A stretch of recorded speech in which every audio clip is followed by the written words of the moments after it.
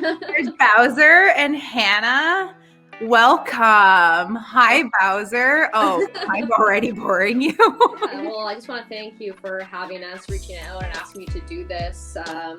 It is so important to connect with people, right? And I feel like we get so lost and can live on autopilot in such a fast-paced society. I mean, COVID has kind of slowed us down to reflect a little bit more, but I hope by having like these unashamed conversations, we kind of start normalizing more talking about mental health. I think that the awareness campaign like Bell Let's Talk Day has been super beneficial to create that awareness. You know, mental health is out there, but now we actually have to start talking about our mental health with each other. So yeah, I'm really glad that you've brought this up, and we'll be able to chat about that a little bit more, won't we, Belzer?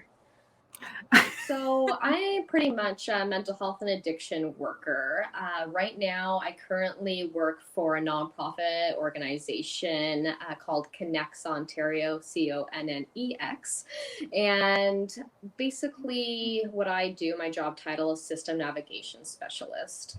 We're there to offer resources, supportive listening, and connect with people that are struggling or have a loved one that's struggling. Right, and we even have people that just kind of reach out to get some basic information, maybe because they're starting to explore some certain supports or services, or they're just not really sure where to start off. What's really great about Connects too, we're provincial, so anyone in Ontario can give us a call, and we're here 24 hours a day. People can Wow. us over the phone, via web chat, emails, and we even help a lot of professionals out there too when they're trying to liaise with other community partners and services. So yeah, I find that pretty fulfilling. And I think I've been with Connects now for almost 5 years. What is one thing that 2020 has taught you? I think the one thing the pandemic has really taught me is that we're all capable of doing hard things. And truly, like, humans are incredibly resilient. Mm-hmm. I mean, COVID has been a disturber in our lives, has affected us in so many different ways, whether it was losing a loved one, job loss, relationship loss, people are closing their businesses, or missing out on an important life milestone that you would typically get to experience. For myself, I was supposed to get married. Yeah. You did get married. You had you looked beautiful on your wedding day. Yeah, thank you. We had a micro ceremony and a quick reception of about 26 people.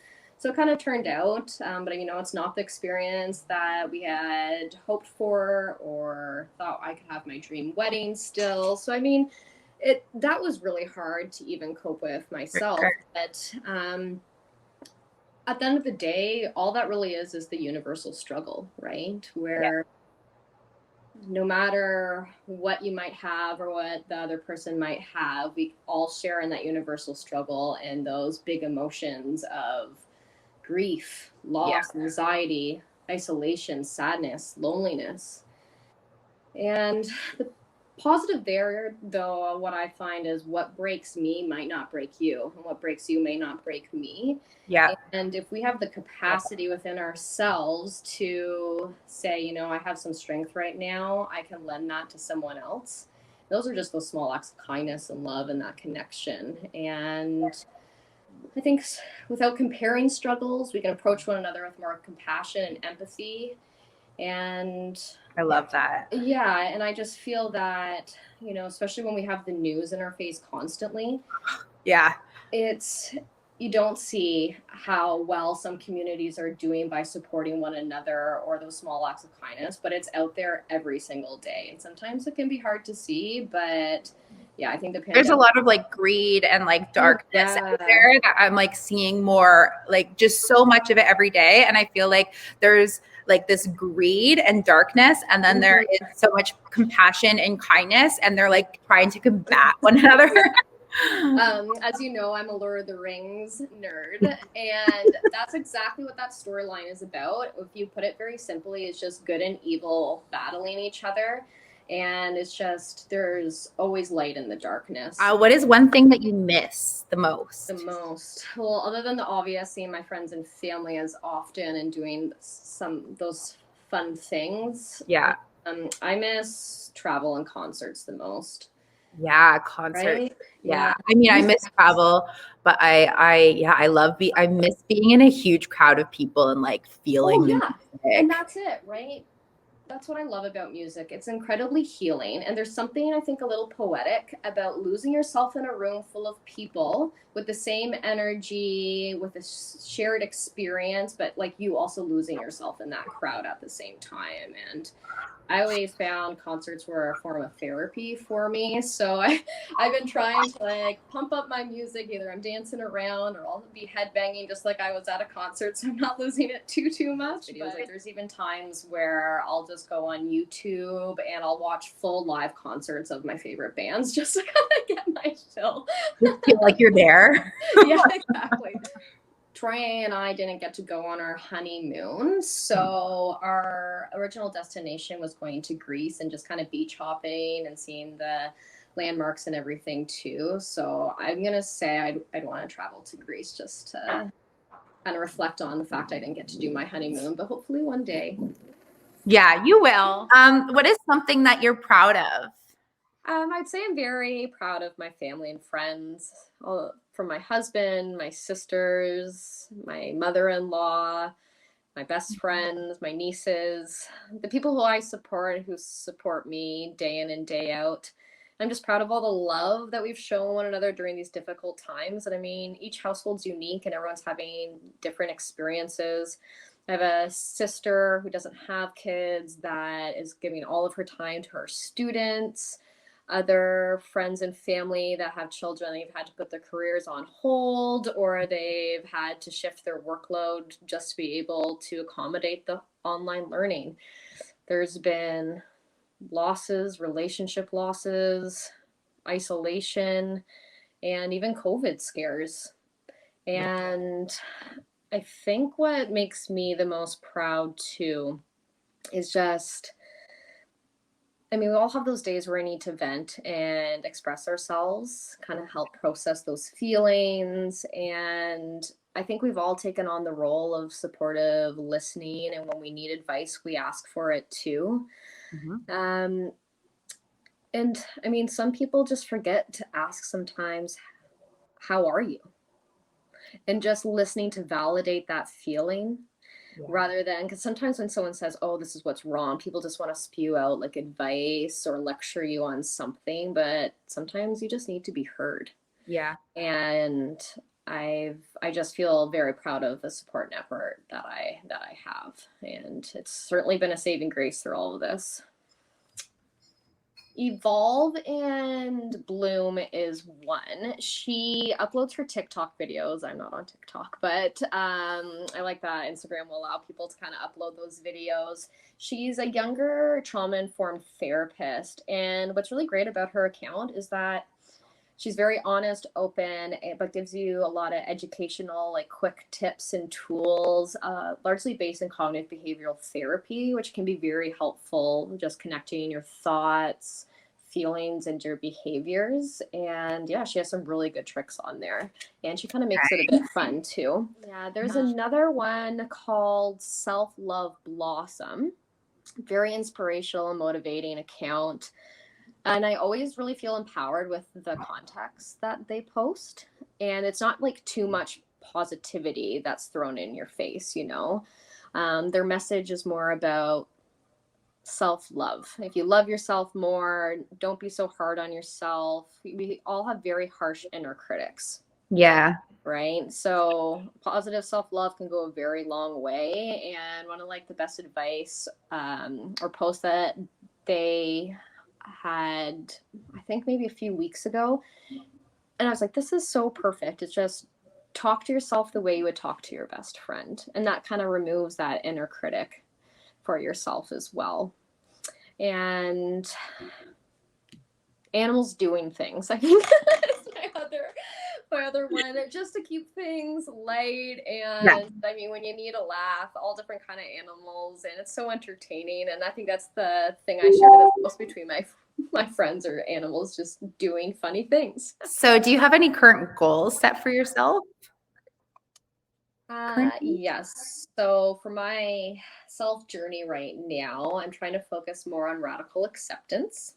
It really requires a lot of practice. I'm someone that struggles more with anxiety, so that overthinking, and a lot of that overthinking is because you're worried about an outcome of a situation, or you get a lot of anxiety because you don't have much control of a situation. I So get that all basically, the time. yes, right? And I think a lot of people can relate to that. So basically, my goal is to try to accept life for what it is by understanding what I can and what I cannot control. And I think at the end of the day, no matter how many times you try to think about something differently, it's not going to really matter. And I've come to notice the anxiety was caused by the lack of control because I was trying to avoid some big emotions, like Yeah. like feeling sad, feeling tired, feeling lonely, feeling isolated. And so I think when people start trying to avoid those feelings, it can look like distraction, binge watching your favorite Netflix shows, or self soothing with all the carbs and cheese and tacos, or self medicating, drinking or using other substances a little bit more than you're used to. So, with the radical acceptance comes with the mentality that I'm in this situation, I do not like it, I do not think it's okay, and I can't change what happened, but I can control how I cope with it. So let's embrace those hardships and pain to understand it, begin to move forward and heal. Because if we don't, it can lead to more severe depression and anxiety or more destructive behaviors like addiction. Can you share something with us? Anything with us? Yeah. I'm going to share a quote. Okay. He's a human specialist connection. I don't know if maybe you've heard of him or not, but I thought that would be great since we're just trying to get connected with each Love other. it. And then I'll kind of explain why I wanted to share this quote specifically. I'm going to read it. Okay. Take some time today to nurture the parts of you that need a little more love, the spaces that are a little tender. Be present to your hurt and allow time to fly through your pain. Time only heals if we take the time to heal. And I think that applies to both short-term and long-term struggles that we face. In my job, I've noticed, and in my personal life, the rise of acute stress, anxiety, depression, and addiction. And I think with COVID going on, we're able to slow down. And if we took the approach that we need to care for ourselves, specifically an organ, our brain, Yeah. we need to help it run a little bit more smoothly. So now than ever, with all the little extra factors that we've never had to cope with before. And I mean, support, treatment, self-care looks different for everyone. It's based on our unique experiences and our perceptions. So when we want to reflect and maybe evaluate what areas that need that little extra tender love and care, Mm-hmm. it's can be beneficial to almost reflect and say, okay, what is my life like when I'm functioning at my best capacity? And when you can compare it to maybe how you're living now or how things have changed, it's saying, okay, well, I know what I'm capable of, but where I am now. I'll use personal examples. I can tell that my anxiety is really high. It causes me not to be very motivated and causes a lot of exhaustion. It can be a simple thing as getting up in the morning. I'm only brushing my teeth, throwing my hair up in a ponytail because it's greasy. I haven't washed it for a few days. And I neglect my whole skin care regime.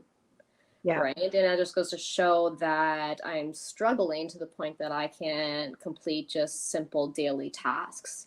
Or I'll notice that I'm more emotionally overwhelmed when I'm trying to support my callers or other people, which is not very typical for me. Or, I try to connect and I love engaging in conversations. So if we're talking and I'm not really hearing you because my excessive thoughts have kind of taken over. Right.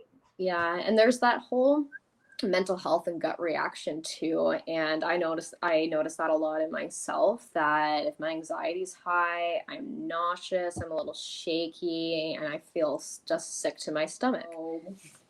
Just self-awareness and recognizing the signs and symptoms in yourself can go a long way to just say, I need that extra self-love and care. I need a little bit more space for myself today, or to say, I can't move forward with this on my own. I'm going to reach out to a professional.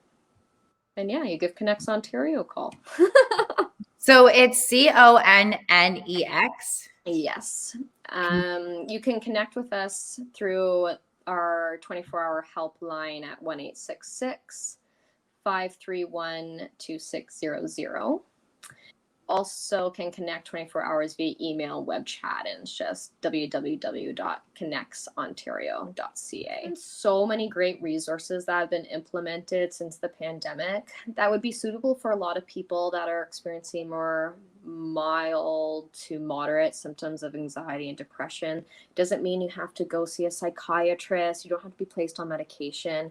They're cognitive behavioral skill-based programs where you just learn again to recognize your feelings, not avoid them, sit with them face on, and you learn more about how your thoughts, feelings, and behaviors are all connected. You can kind of take back control.